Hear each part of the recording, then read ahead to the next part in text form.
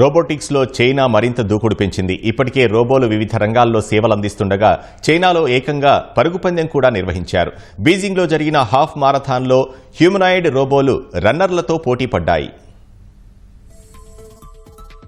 Robotics, artificial intelligence వంటి రంగాల్లో ఆధిపత్యం కోసం ప్రయత్నిస్తున్న చైనా ఆ దిశలో వేగంగా అడుగులు వేస్తోంది.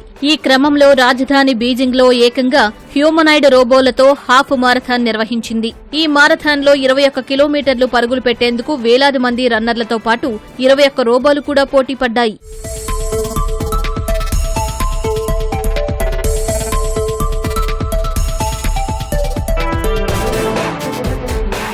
హాఫ్ మారథాన్కు కొన్ని వారాల ముందే రోబోలను పరీక్షించి మరీ బరిలోకి దింపినట్లు చైనా మీడియా వెల్లడించింది. చైనాలో జరిగిన అనేక మారథాన్లలో రోబోలు కనిపించినప్పటికీ మనుషులతో కలిసి పోటీ పడటం మాత్రం ఇదే తొలిసారి అని నిర్వాహకులు తెలిపారు.